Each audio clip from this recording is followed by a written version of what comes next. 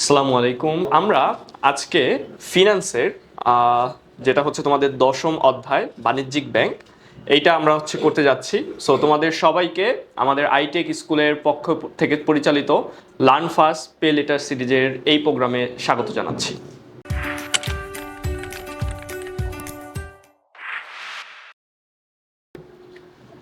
আচ্ছা, তাহলে আজকের ক্লাসে আমরা মূলত বাণিজ্যিক ব্যাংক সম্পর্কে আলোচনা করব। সো বাণিজ্যিক ব্যাংক বলতে আমরা কি বুঝি? বাণিজ্যিক বলতে যে কোনো ব্যাংক বলতে আমরা সাধারণত কি বুঝে থাকি? বাণিজ্যিক ব্যাংকে বুঝে থাকি। তাহলে আমরা আমরা যখন বলি যে আমি ব্যাংকে যাচ্ছি, এই ব্যাংকে যাচ্ছি বলতে আমি কি বলতেছি? আমি যে কোনো একটা বাণিজ্যিক ব্যাংকে যাচ্ছি।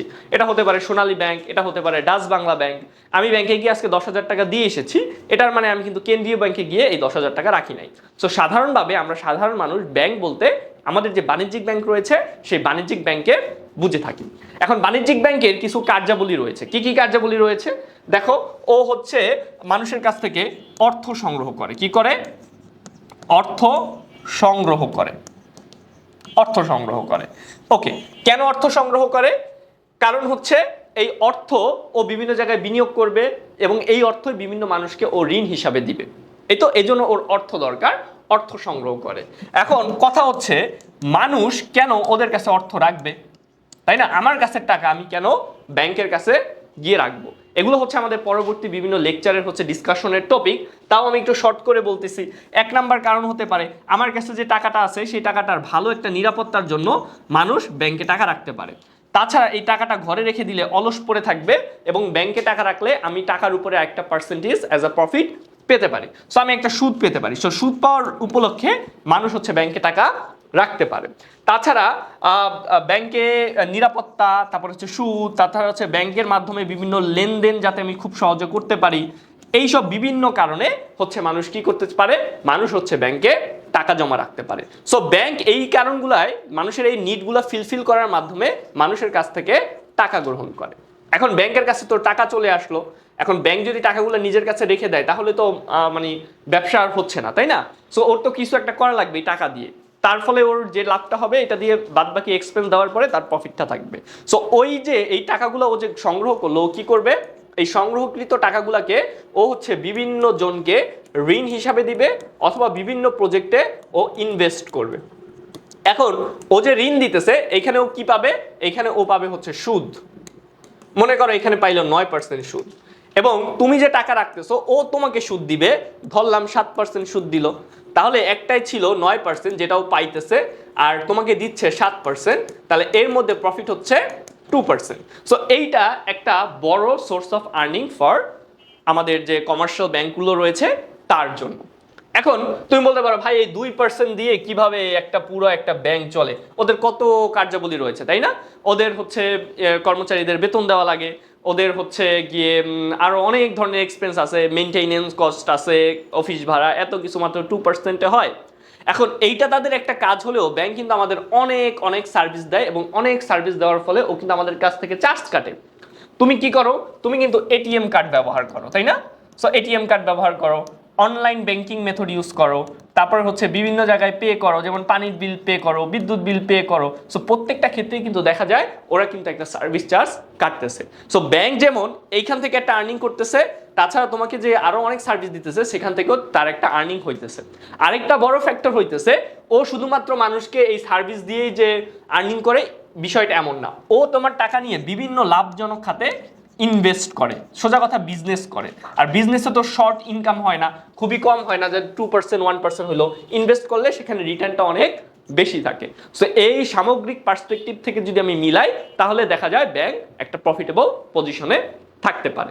সো তারপরে চলো আমরা একটু দেখি কি বলা হয়েছে। সো বাণিজ্যিক ব্যাংক বলতে কি বোঝানো হয়েছে আমরা জানি। বাণিজ্যিক ব্যাংক কি করে? বাণিজ্যিক ব্যাংক একটা আর্থিক প্রতিষ্ঠান যারা কি করে আমাদের বিভিন্ন ব্যক্তি বা প্রতিষ্ঠানের কাছ থেকে টাকা এজ আ আমানত হিসাবে গ্রহণ করে, এবং এই টাকাগুলোকে অপর কোনো ব্যক্তি বা প্রতিষ্ঠানকে তাদের চাহিদা অনুযায়ী ঋণ হিসাবে প্রদান করে, এবং এই দুইটার মধ্যে ওদের একটা সুদের লেনদেন হয়, এবং এই দুইটার মধ্যে পার্থক্যকেই আমরা বলি কি? ওদের প্রফিট বা মুনাফা। ওকে, তাহলে আমরা কিভাবে একটা বাণিজ্যিক ব্যাংক চিনব? দেখবা প্রত্যেকটা বাণিজ্যিক ব্যাংকই গ্রাহকের কাছ থেকে আমানত গ্রহণ করে এবং গ্রাহককে ঋণ প্রদান করে। তুমি যদি কোনো ব্যাংকের এই ক্যারেক্টারিস্টিকটা দেখতে পাও যে সাধারণ মানুষের কাছ থেকে ঋণ নিতে মানে টাকা গ্রহণ করতেছে এবং তাদেরকে আবার ঋণ দিতেছে, তাহলে ধরে নিতে পারো এটা একটা বাণিজ্যিক ব্যাংক। এখন কেন্দ্রীয় ব্যাংক মানে এই কাজটা করে না। কেন্দ্রীয় ব্যাংক কি সাধারণ মানুষের কাছ থেকে টাকা নেয় বা সাধারণ মানুষকে ঋণ দেয়? তাহলে ওইটা কিন্তু কি না, বাণিজ্যিক ব্যাংক না। ওকে, তাহলে হচ্ছে কিভাবে বাণিজ্যিক ব্যাংক কাজ করে এটা নিয়ে আমরা ডিটেলস অটোমেটিক ডিসকাশন করে ফেলেছি। ও হচ্ছে দুই পক্ষের মধ্যে একটা মিডলম্যান হিসাবে কাজ করে। ওকে হচ্ছে একটা সুদ দেয় আর আরেকজনকে যেখানে ঋণ প্রদান করছে ওখান থেকে একটা সুদ পায়, এবং এই দুইটার মধ্যে ডিফারেন্সটাই হচ্ছে তার প্রফিট বা মুনাফা হিসাবে কাজ করে। ওকে, সো বাণিজ্যিক ব্যাংকের উদ্দেশ্য রয়েছে। বাণিজ্যিক ব্যাংকের মূল উদ্দেশ্য কি? মুনাফা অর্জন করা। ওকে, মানে কি যে কোনো মানে হচ্ছে বিজনেসেরই মূল উদ্দেশ্য থাকে কি? মুনাফা অর্জন করা, এবং বাণিজ্যিক ব্যাংকও কিন্তু তার কোনো ব্যতিক্রম নয়। কিন্তু বাণিজ্যিক ব্যাংক এই প্রধান উদ্দেশ্য পালন করতে গিয়ে আমাদের অনেক উপকার করে, যার ফলে আমাদের সোসাইটাল বিভিন্ন বেনিফিট হয়। সো জনকল্যাণ করা এটা ওর প্রধান উদ্দেশ্য না হইলেও ও যে বিভিন্ন সার্ভিস দিতেছে আলটিমেটলি এটার মাধ্যমে কি হচ্ছে? জনকল্যাণ হচ্ছে। সো এটা বলতে পারো তার পরোক্ষ উদ্দেশ্যের মধ্যে পড়ে। ওকে, সো বাণিজ্যিক ব্যাংকের মূল উদ্দেশ্য তো আমরা জানতে পারলাম, ওর মুনাফা অর্জন করা। তাছাড়া ওর আরো কিছু উদ্দেশ্য রয়েছে, তার মধ্যে এক নম্বর মানে তার মধ্যে রয়েছে মূলধন গঠন করা। এই যে জনগণের কাছ থেকে যে টাকাগুলো কালেক্ট করলো, একজনে 100 টাকা দিল, একজনে 20 টাকা দিল, একজনে 12 টাকা দিল, এরকম বিভিন্ন যে তুমি টাকা ছোট ছোট যে অ্যামাউন্ট, এইগুলোকে একসাথে কালেক্ট করলে বড় একটা ফান্ড ক্রিয়েট হচ্ছে, যেটাকে বলা হচ্ছে মূলধন গঠন। এবং এই বড় ফান্ডটা দিয়ে কিছু একটা বিজনেস বা কোনো কিছু একটা করা যায়। বাট ছোট ছোট অঙ্ক 100 টাকা 20 টাকা 30 টাকা এটা কিন্তু না, বাট এরকম হাজার হাজার মানুষ যখন এরকম ছোট ছোট অঙ্ক একসাথে একত্রিত করব, বড় একটা মূলধনের ক্রিয়েট হবে, যেটা কিনা বাণিজ্যিক ব্যাংক আমাদের করে থাকে। তারপরে কি করে?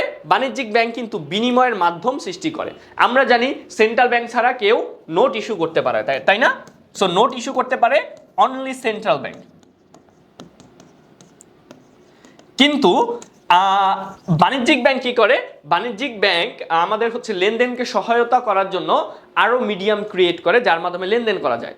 এখন শুধুমাত্র টাকার মাধ্যমে যে লেনদেন করা যায় এরকম না, বাণিজ্যিক ব্যাংক আরো কিছু ওয়ে বের করেছে যেটা কিনা ইকুইভ্যালেন্ট টু মানির মতনই কাজ করবে এবং ওইটার মাধ্যমে লেনদেন করা যাবে। এর মধ্যে কি কি আছে দেখো, এর মধ্যে রয়েছে আমাদের চেক, তুমি চেককে টাকার মতো ব্যবহার করতে পারো, হুন্ডি, তারপরে হচ্ছে বিনিময় বিল। সো এইগুলা হচ্ছে আমাদের কি করে? বাণিজ্যিক ব্যাংক সৃষ্টি করেছে, এবং এগুলার মাধ্যমে কিন্তু বিনিময় করা সম্ভব, এগুলার মাধ্যমে লেনদেন করা সম্ভব। এজন্য বলা হচ্ছে বাণিজ্যিক ব্যাংক বিনিময়ের মাধ্যম হিসাবেও কাজ করে। তারপরে দেখো বাণিজ্যিক ব্যাংকের উদ্দেশ্য। আমরা বললাম বাণিজ্যিক ব্যাংকের প্রধান উদ্দেশ্য ছিল কি? মুনাফা অর্জন। কিন্তু মুনাফা অর্জন করতে গিয়ে ও মানুষকে বিভিন্ন ধরনের সার্ভিস দিয়ে থাকে, তাই না? তুমি ঘরে বসে এখন লেনদেন করতে পারতেছো, তোমার কষ্ট করে আর ব্যাংকে লাইন ধরে দাঁড়ানো লাগতেছে না। ঘরে বসে ইন্টারনেট বিল, পানি বিল, গ্যাস বিল, এগুলো সবকিছু কিন্তু পেমেন্ট করা যাচ্ছে। তাছাড়া তুমি এক জায়গায় কাজ করো, ইন্টারন্যাশনাল বাজারে কাজ করো, ওইখান থেকে পেমেন্ট আনতে তুমি ঘরে বসেই তোমার ব্যাংক অ্যাকাউন্টে কিন্তু তোমার টাকা চলে আসতেছে। অর্থাৎ টাকাটা ট্রান্সফার করার জন্য এখন আর কিন্তু কোনো কমপ্লেক্সিটি নাই। সো মানুষের জীবনটাও কি করেছে? অনেক বেশি সহজবোধ্য করে তুলেছে, যার মাধ্যমে আলটিমেটলি ও প্রফিট জেনারেশনের পাশাপাশি ও কিন্তু আমাদের জনকল্যাণেও কাজ করতেছে। এই জন্য এটাকে বলা হচ্ছে একটা পরোক্ষ উদ্দেশ্য। তাছাড়া কি দেখো, ও ঋণ নিয়ন্ত্রণে সহায়তা করে। আমরা জানি ঋণ নিয়ন্ত্রণে মেইন যে কাজ করে সে হচ্ছে সেন্ট্রাল ব্যাংক। কি হচ্ছে? Central bank. এখন সেন্ট্রাল ব্যাংক যে পলিসি দেয়, কি দেয়? পলিসি দেয়। এই পলিসিটাকে বাস্তবায়ন করা লাগে কার? এই পলিসিটাকে বাস্তবায়ন করা লাগে হচ্ছে আমাদের এই বাণিজ্যিক ব্যাংকের। যেহেতু বাণিজ্যিক ব্যাংকের প্রত্যক্ষ সহায়তা ছাড়া সেন্ট্রাল ব্যাংকের যে নিয়মাবলী সেটা বাস্তবায়ন সম্ভব না, এই জন্য আলটিমেটলি বলা যায় যে যেহেতু সেন্ট্রাল ব্যাংকের সব রুলস রেগুলেশন বাণিজ্যিক ব্যাংক মেনে চলে এবং তার নির্দেশনা অনুযায়ী কাজ করে, এই জন্য হচ্ছে আমাদের আলটিমেটলি ঋণ নিয়ন্ত্রণ করাটা পসিবল হয়। তারপরে আরো কি কি রয়েছে ওর উদ্দেশ্যের মধ্যে আমরা একটু দেখি। পরিকল্পনা প্রণয়ন ও বাস্তবায়নে সহায়তা। বিভিন্ন উন্নয়নমূলক পরিকল্পনা প্রণয়নে ও বাস্তবায়নে কেন্দ্রীয় ব্যাংকে সাহায্য করা এর আরো একটি উদ্দেশ্য।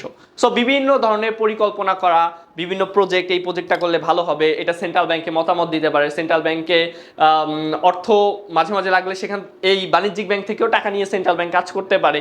সো সেন্ট্রাল ব্যাংকের সাথে ও একসাথে অ্যালাইন করে কাজ করে। তারপরে কি রয়েছে দেখো, সম্পদের সুষম বন্টন, তাই না?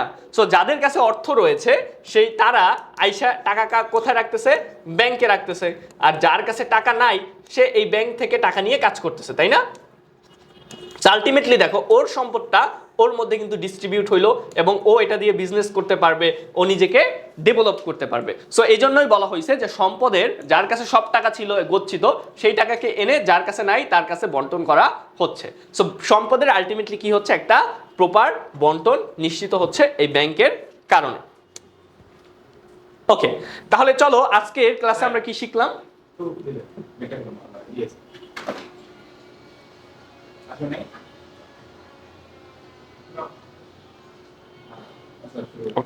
আজকের ক্লাসে আমরা কি শিখলাম দেখো, আজকের ক্লাসে শিখলাম আমরা বাণিজ্যিক ব্যাংক কি, বাণিজ্যিক ব্যাংক কি করে। বাণিজ্যিক ব্যাংক মূলত একটা আর্থিক মধ্যস্থতাকারী প্রতিষ্ঠান হিসাবে কাজ করে। ও কি কি কাজ করে? ও আমানত সংগ্রহ করে এবং ঋণ প্রদানের মাধ্যমে মুনাফা অর্জন করে থাকে এবং এগুলো করতে গিয়ে ও কি করে? জনকল্যাণ করে এবং দেশের মানে সমগ্র উন্নয়নে ও একটা বড় ধরনের অবদান রাখে। তাহলে তোমরা আজকে কি করবা? আজকে আমরা বাণিজ্যিক ব্যাংকের 7টা গুরুত্বপূর্ণ উদ্দেশ্য সম্পর্কে জেনেছি, এগুলো তোমরা ভালো মতন পড়বা। বাণিজ্যিক ব্যাংক কিভাবে বিনিময়ের মাধ্যম হিসাবে কাজ করে এগুলো হচ্ছে তোমাদের দৈনন্দিন জীবনের অভিজ্ঞতা থেকে একটা উদাহরণ তৈরি করবা এবং এটা তোমরা খাতায় লিখবা। আশা করি আজকের ক্লাসটা তোমরা ভালো মতন এনজয় করেছো। তোমরা তোমাদের সাধ্য মতন আমাদের এই ক্লাসগুলো থেকে যদি উপকৃত হও আমাদের এখানে পে করতে পারো।